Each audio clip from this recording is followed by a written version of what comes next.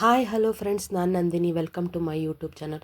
ಇವತ್ತಿನ ನಮ್ಮ ವಿಡಿಯೋದಲ್ಲಿ ನಮ್ಮ ಟೆರಸಲ್ಲಿ ಬೆಳೆದಿರುವಂತಹ ಸೊಪ್ಪನ್ನು ಉಪಯೋಗಿಸಿ ಸೊಪ್ಪಿನ ಸಾರನ್ನು ಹೇಗೆ ಮಾಡೋದು ಅಂತ ಈ ವಿಡಿಯೋ ಮೂಲಕ ನಾನು ತಿಳಿಸ್ಕೊಡ್ತೀನಿ. ಸೊಪ್ಪಿನ ಸಾರು ಅಂತ ಅಂದರೆ ಕಾಮನಾಗಿ ಎಲ್ಲರೂ ಸೊಪ್ಪು ಸಾರು ಮಾಡ್ತಾರೆ, ಇದರಲ್ಲೇನು ಡಿಫ್ರೆಂಟು ಅಂತ ಅಂದ್ಕೊತೀರಾ?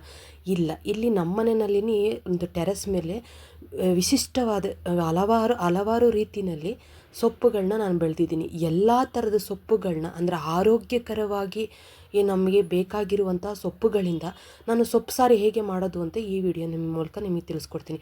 ವಿಡಿಯೋನ ಎಲ್ಲೂ ಸ್ಕಿಪ್ ಮಾಡಬೇಡಿ, ಲೈಕ್ ಕೊಟ್ಟು ಸಬ್ಸ್ಕ್ರೈಬ್ ಆಗೋದನ್ನು ಮರಿಬೇಡಿ. ನಾನಿಲ್ಲಿ ಬಸಳೆ ಸೊಪ್ಪನ್ನು ಯೂಸ್ ಮಾಡ್ತಾಯಿದ್ದೀನಿ. ಅಂದರೆ ಮನೆಯಲ್ಲಿ ಬಸಳೆ ಸೊಪ್ಪು ಗಿಡನ ಹಾಕಿದ್ದೀನಿ. ಬಸಳೆ ಸೊಪ್ಪನ್ನು ನೀವು ನೋಡಿರ್ತೀರ, ಬಟ್ ಇದರ ಉಪಯೋಗಗಳು ಏನು ಅನ್ನೋದು ಯಾರಿಗೂ ಗೊತ್ತಿರೋದಿಲ್ಲ. ಈ ಉಪಯೋಗಗಳನ್ನ ನಾನು ಮುಂದಿನ ವೀಡಿಯೋದಲ್ಲಿ ಹಾಕ್ತೀನಿ. ಇವಾಗ ನಾನು ಯಾವ್ಯಾವ ಥರದ ಸೊಪ್ಪುಗಳನ್ನ ನಾನು ತೊಗೊತೀನಿ ಸೊಪ್ಪು ಸಾರಿಗೆ ಅನ್ನೋದನ್ನು ಈ ವಿಡಿಯೋ ಮೂಲಕ ನಾನು ತಿಳಿಸ್ಕೊಡ್ತೀನಿ. ಮೊದಲಿಗೆ ನಾನಿಲ್ಲಿ ಬಸಳೆ ಸೊಪ್ಪನ್ನು ತೊಗೊತಾ ಇದ್ದೀನಿ. ಸುಮಾರು ಒಂದು 2 ಇಡಿಯಷ್ಟು ಆಗೋವಷ್ಟು ನಾನು ಇಲ್ಲಿ ಬಸಳೆ ಸೊಪ್ಪನ್ನು ಕಟ್ ಮಾಡಿ ತೊಗೊತಾ ಇದ್ದೀನಿ. ಆ ಬಸಳೆ ಸೊಪ್ಪಿನ ಗಿಡದ ಪಕ್ಕದಲ್ಲೇ ಒಂದು ಕನ್ನೆ ಗಿಡ ಅಂತ ಇದೆ. ನಮ್ಮ ಊರಲ್ಲಿ ಹಳ್ಳಿಗಳಲ್ಲಿ ಇದು ಹೊಲಗಳಲ್ಲೆಲ್ಲ ಹುಟ್ಟುತ್ತೆ. ನೀವು ನೋಡ್ತಾ ಇರ್ಬೋದು. ನಾನು ಇವಾಗ ಅದನ್ನು ತೊಗೊತಾ ಇದ್ದೀನಿ. ಅದು ಒಂದು 5-6 ಕಡ್ಡಿ ಆಗುವಷ್ಟು ಸೊಪ್ಪಿತ್ತು. ಇದೇ ಅದು ಕನ್ನೆ ಸೊಪ್ಪನ್ನು ತೊಗೊಂಡಿದ್ದೀನಿ. ಸ್ವಲ್ಪ ಮಟ್ಟಿಗೆ ಅದು ಒಂದೇ ಒಂದು ಗಿಡ ಹುಟ್ಟಿತ್ತು, ಅದನ್ನು ತೊಗೊತಾ ಇದ್ದೀನಿ. ನೆಕ್ಸ್ಟು ಇವಾಗ ನಾನೀಗ ಮತ್ತೆ ನೀವು ನೋಡ್ತಾ ಇರ್ಬೋದು. ಇವಾಗ ಇದು ಒಣಗಾನೆ ಸೊಪ್ಪು, ಇದು ಕಪ್ಪು ಒಣಗಾನೆ ಸೊಪ್ಪು ಅಂತ ಕರಿತೀವಿ ನಾವು. ಇದನ್ನು ನಾನೊಂದು ಪಾಟಲ್ಲಿ ಹಾಕ್ಕೊಂಡಿದ್ದೀನಿ. ಇದನ್ನು 1 ಇಡಿಯಷ್ಟು ಆಗುವಷ್ಟು ಇದನ್ನು ನಾನು ತೊಗೊತೀನಿ. ಇದು ಸ್ವಲ್ಪ ಕಡ್ಡಿ ಥರ ಇರುತ್ತೆ.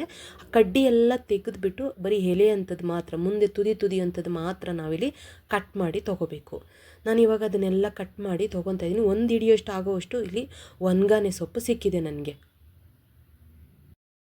ಇವಾಗ ನಾನಿಲ್ಲಿ ನಿಮಗೆ ತೋರಿಸ್ತಾ ಇರೋದು ಇದು ಒಂದಲ್ಗ ಸೊಪ್ಪು ಅಂತ ಕರಿತೀವಿ. ಒಂದಲ್ಗ ಸೊಪ್ಪು ಅಂದರೆ ಇದು ಸಾಮಾನ್ಯವಾಗಿ ಇದರಲ್ಲಿ ನಾಟಿ ಬರುತ್ತೆ ಮತ್ತು ಒಂದು ಫಾರಮ್ ಗಿಡ ಕೂಡ ಬರುತ್ತೆ. ಈಗ ನಾನು ತೊಗೊತಾ ಇರೋದು ಇದು ಫಾರಮ್ ಗಿಡ. ಇದು ಎಲೆ ಸ್ವಲ್ಪ ಮಂದವಾಗಿರುತ್ತೆ. ಇದು ಗಿಡ ಹಬ್ಬೋದಿಲ್ಲ. ಇದನ್ನು ಕೂಡ ಒಂದು 7-8 ಒಂದು ಎಲೆಗಳನ್ನ ನಾನು ತೊಗೊತೀನಿ. ಈಗ ನೀವು ನೋಡ್ತಾ ಇರುವಂಥದ್ದು ಅಮೃತ ಬಳ್ಳಿಯಿಂದ ತುಂಬ ಉಪಯೋಗವಿದೆ. ಇದ್ರ ಉಪಯೋಗಗಳೆಲ್ಲ ನಾನು ನೆಕ್ಸ್ಟ್ ವಿಡಿಯೋದಲ್ಲಿ ತಿಳಿಸ್ತೀನಿ ಅಂತ ನಾನು ಆಗಲೇ ಹೇಳಿದ್ದೀನಿ. ಇದನ್ನು ಕೂಡ ಒಂದು 5-6 ಎಲೆನ ನಾನು ತೊಗೊಂಡಿದ್ದೀನಿ. ಅಮೃತ ಬಳ್ಳಿಯ 5-6 ಎಲೆ ತೊಗೊಂಡಿದ್ದೀನಿ. ಇವಾಗ ಇಷ್ಟು ಸೊಪ್ಪು ಸಿಕ್ಕಿದೆ. ಇನ್ನೂ ಸ್ವಲ್ಪ ಸೊಪ್ಪು ಬೇಕು ಅನ್ನೋದಾದರೆ ನಾನಿಲ್ಲಿ ಒಂದು ಸ್ವಲ್ಪ ಮಟ್ಟಕ್ಕೆ ನಾನು ದಂಟಿನ ಸೊಪ್ಪನ್ನು ಹಾಕಿದ್ದೆ. ಅದು ನೆರಳಲ್ಲಿ ಸ್ವಲ್ಪ ಚೆನ್ನಾಗಿ ಬಂದಿಲ್ಲ. ಸದ್ಯಕ್ಕೀಗ ಅದನ್ನು ಒಂದು ಸ್ವಲ್ಪ ಮಟ್ಟಿಗೆ ಮಾತ್ರ ನನಗೆ ಸಿಕ್ಕಿದೆ, ಅದನ್ನು ತೊಗೊತಾ ಇದ್ದೀನಿ. ನೆಕ್ಸ್ಟ್ ಇವಾಗ ನಾನು ತೊಗೋತಾ ಇರೋವಂಥ ಸೊಪ್ಪು ನಿಮಗೆಲ್ಲ ನೋಡಿರ್ಬೋದು. ಇದು ಎಲ್ಲರ ಮನೆಯಲ್ಲೂ ಇದು ಒಂದಲ್ಲ ಒಂದು ಗಿಡನ ಹಾಕಿರ್ತಾರೆ. ಪಕ್ಕದಲ್ಲಾದರೂ ಸರಿ, ಮನೆ ಪಾಟಲ್ಲಾದರೂ ಸರಿ ಹಾಕಿರ್ತಾರೆ. ಇದು ದೊಡ್ಡಪತ್ರೆ ಗಿಡ. ಇದು ದೊಡ್ಡಪತ್ರೆ ಗಿಡನೂ ಕೂಡ ನಾನಿಲ್ಲಿ ಒಂದು 5-6 ಎಲೆನ ತೊಗೊಂಡಿದ್ದೀನಿ.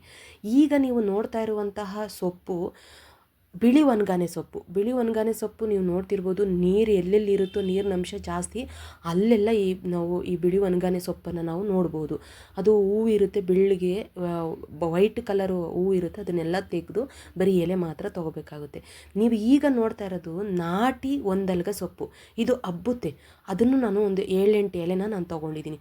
ಈಗ ನಾನು ಸುಮಾರು 5-6 ಥರದ ನಾನು ಸೊಪ್ಪುಗಳನ್ನ ಉಪಯೋಗಿಸಿ ಸೊಪ್ಪು ಸಾರನ್ನ ಮಾಡ್ತೀನಿ. ಇದರಲ್ಲಿ ತುಂಬಾ ಉಪಯುಕ್ತವಾದಂತಹ ಆರೋಗ್ಯಕರವಾದಂತಹ ಸೊಪ್ಪುಗಳು ಇವುಗಳನ್ನೆಲ್ಲ ಉಪಯೋಗಿಸ್ಕೊಂಡು ನಾನು ಸೊಪ್ಪು ಸಾರು ಮಾಡ್ತಾಯಿದ್ದೀನಿ. ಮೊದಲಿಗೆಲ್ಲ ಚೆನ್ನಾಗಿ ತೊಳ್ಕೊಂಡು ಅದನ್ನು ಕಟ್ ಮಾಡಿ ಇವಾಗ ಏನು ಮಾಡಬೇಕು ಅಂತ ಅಂದರೆ 1 ಮುಷ್ಟಿಯಷ್ಟು ನಾನಿಲ್ಲಿ ತೊಗರಿಬೇಳೆನ ಹಾಕ್ಕೊತಾ ಇದ್ದೀನಿ. ಮತ್ತು 1 ಇಡಿಯಷ್ಟು ನಾನು ಮೈಸೂರು ಬೇಳೆಯನ್ನು ನಾನು ತೊಗೊತಾ ಇದ್ದೀನಿ. ಮೈಸೂರು ಬೇಳೆ ಹಾಕಿದರೆ ಸಾಂಬಾರು ತುಂಬಾ ರುಚಿ ಬರುತ್ತೆ, ಯಾವುದೇ ಸಾಂಬಾರು ನಾವು ಯೂಸ್ ಮಾಡಿದ್ರು. ಇದನ್ನು ಚೆನ್ನಾಗಿ ಸ್ವಲ್ಪ ಬೇಳೆನ ತೊಳ್ಕೊಂಡು ನಮಗೆ ಸಾಂಬಾರಿಗೆ ಎಷ್ಟು ಬೇಕೋ ಅಷ್ಟು ನೀರನ್ನು ತೊಗೊಂಡು 1 ಟೊಮೊಟೊನ ಇಲ್ಲಿ ಕಟ್ ಮಾಡಿ ನಾನು ತೊಗೊತಾ ಇದ್ದೀನಿ. 1 ಟೊಮೊಟೊ ಕಟ್ ಮಾಡಿ ತಗೊಂಡ್ಮೇಲೆ ಕಟ್ ಮಾಡಿರುವಂತಹ ಸೊಪ್ಪನ್ನೆಲ್ಲ ಇವಾಗ ಅದರಲ್ಲಿ ತುಂಬ್ತಾ ಇದ್ದೀನಿ. ಸೊಪ್ಪು ತುಂಬ ಆದಮೇಲೆ ನಾನಿಲ್ಲಿ 1 ಬೆಳ್ಳುಳ್ಳಿನ ಬಿಡಿಸಿ ನಾನು ಹಾಗೆ ಹಾಕ್ತಾಯಿದ್ದೀನಿ, ಸಿಪ್ಪೆ ತೆಗ್ದಿಲ್ಲ, ಹಾಗೆ ಹಾಕ್ತಾಯಿದ್ದೀನಿ. 2 ಸ್ಪೂನ್ ಆಗೋವಷ್ಟು ಮನೆಯಲ್ಲಿರುವಂಥ ಸಾಂಬಾರು ಪೌಡ್ರನ್ನ ನಾನು ಹಾಕ್ತಾಯಿದ್ದೀನಿ.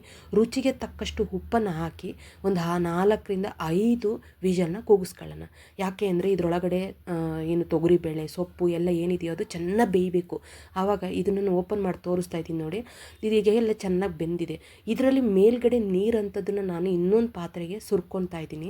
ಸುರಿದು ಕೆಳಗಡೆ ಇರುವಂತಹ ಗಟ್ಟಿ ಪದಾರ್ಥಗಳನ್ನ ನಾನು ಒಂದು ಮಂತ್ ತಗೊಂಡು ಇದರಲ್ಲಿ ನಾನು ಚೆನ್ನಾಗಿ ಅದನ್ನು ಮಸಿಬೇಕು ಅದನ್ನು. ಇಲ್ಲ ನಿಮಗೆ ಅದು ಮತ್ತೆ ಇಲ್ಲ ಅನ್ನೋದಾದರೆ, ಈ ಥರ ಮತ್ತಿದೆ ಮತ್ತಿಲ್ಲ ಅನ್ನೋದಾದರೆ ಸ್ವಲ್ಪ ಮಿಕ್ಸಿ ಜಾರಿಗೆ ಹಾಕಿ ಅದನ್ನು ರುಬ್ಕೊಂಡ್ರೆ ಆಯಿತು. ನೆಕ್ಸ್ಟು ಈಗ ಒಗ್ಗರಣೆ ಕೊಡೋಣ. ನಾನಿಲ್ಲಿ ಒಂದು ಬಾಣಲಿನ ಇಟ್ಟು 4-5 ಸ್ಪೂನ್ ಎಣ್ಣೆ ಹಾಕಿ ಅದಕ್ಕೆ ಸಾಸಿವೆ ಮತ್ತು ಜೀರಿಗೆ ಹಾಕಿದ್ದೀನಿ, ಮತ್ತು ಕರಿಬೇವಿನ ಸೊಪ್ಪು ಹಾಕಿ ಇಲ್ಲಿ ಬೆಳ್ಳುಳ್ಳಿನ ಬಿಡಿಸಿ ಸಿಪ್ಪೆ ತೆಗೆದು ಕಟ್ ಮಾಡಿ ಇಟ್ಕೊಂಡಿದ್ದೀನಿ.